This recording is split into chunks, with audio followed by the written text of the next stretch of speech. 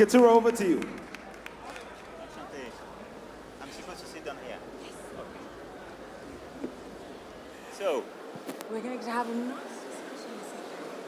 Good evening, ladies and gentlemen. I hope you're having a grand time. Monsieur le Président, bonsoir et bienvenue au Shrine. Nous sommes très heureux de vous avoir ce soir.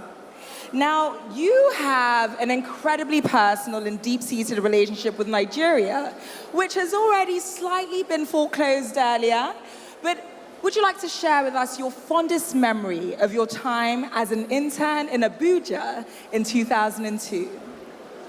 look, obviously I will not share all these memories.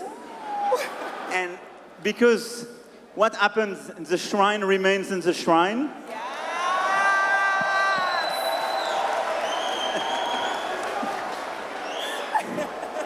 But no, for sure, I discovered Africa at the time. And I discovered Nigeria. And a lot of my friends at that time are in the place tonight. And let me just say, well, hello to them. But, I mean, I discovered Nigeria, I discovered Lagos, and once I discovered the shrine. And I have to say, it's something very strong. Obviously, and you reminded it, that's an iconic place. Yes. That's a place where, I mean, the best music were given, and new events always happen. But I have to say that my main memory is about this vitality, this strength. Proud people, proud of their culture, proud of their arts, proud of their music. And that's why probably I have a very different view of Africa than a lot of other people in Europe, because I was educated here. Absolutely. What a great answer. Now, you mentioned already in your last answer that the shrine is an iconic location for you, and it's an iconic location for many people around the world. It's also a place that's known to be politically disruptive. So tell us why you've accepted Trace's invitation to participate in this night of African celebration.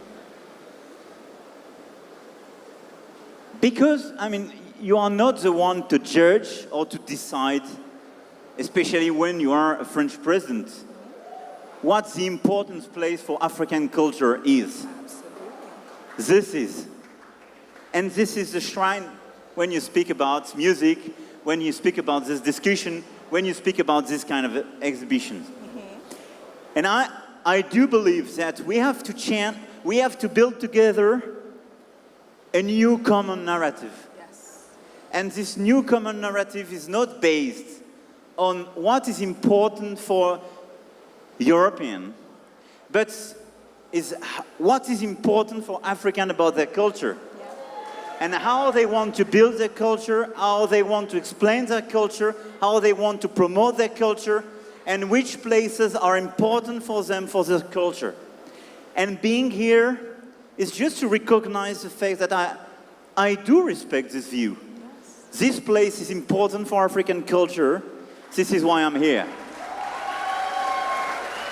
I absolutely love that answer. Now, I will segue and say that in an interview that I read online, you did say that I'm from a generation that does not tell Africa what to do.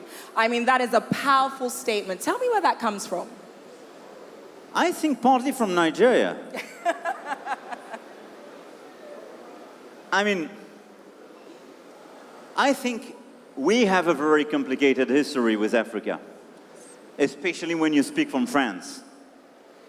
But I think that's we discussed with the governor, in this state, in this city, 2/3 of the population is under 35, which means that 2/3, at least, of your people just never experienced colonization.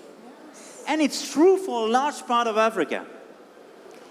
And, I mean, the common approach between Africa and Europe, and especially between Africa and France, were totally framed by the post-colonial relation. I'm sorry, but the new generation never experienced this colonialism. Absolutely. My generation never experienced colonialism. I mean, it's part of our history, obviously. You have to recognize the bad and the negative pages of this history. And you have to recognize all the past deeds and face them. But you have to move forward. And if you are always polluted by this certain vision, you never move forward. Which means how to build the future for Africa.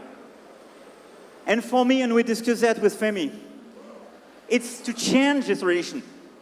European leaders are not here to lecture African leaders. African leaders are here to take care of their people. And none of us are here to leave the young generation to believe one second, that their future is outside Africa. They have to build their future here in Africa, and we have to help them.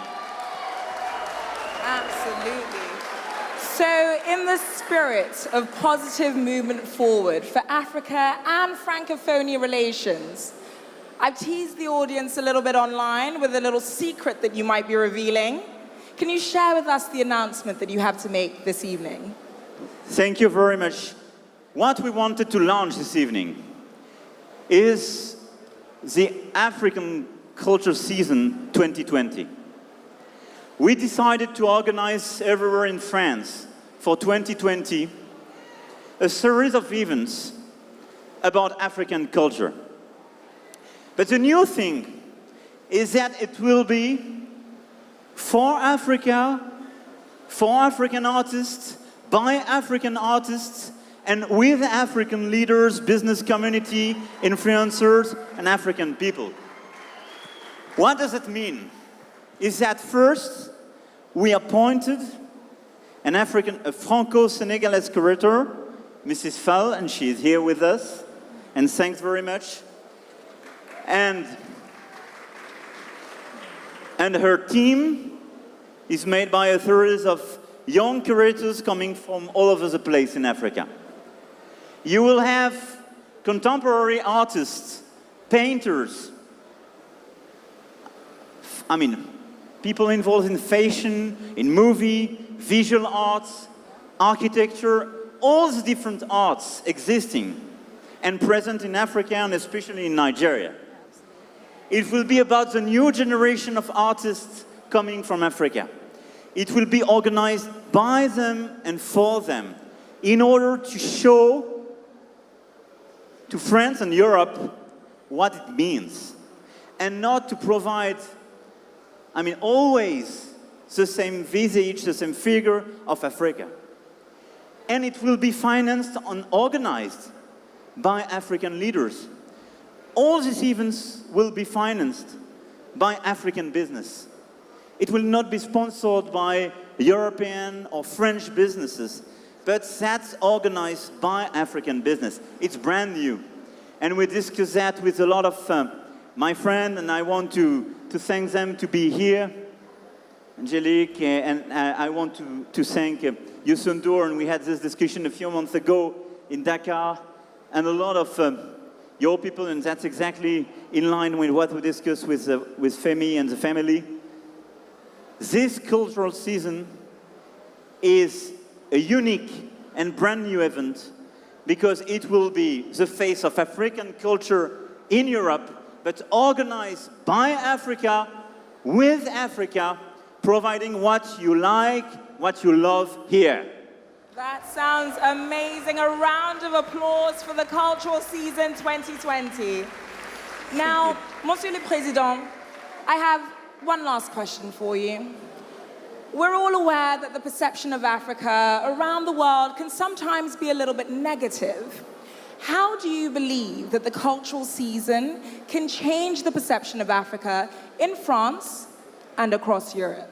Look, I'm not so sure that the image is always negative. But we are a little bit always paradoxical when we speak about Africa. Yes.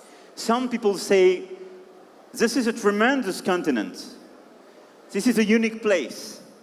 with young people with a lot of opportunities and blah, blah, and blah, blah, and blah, blah.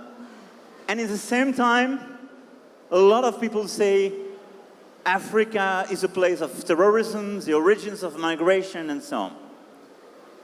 And probably these two messages are true at the same time.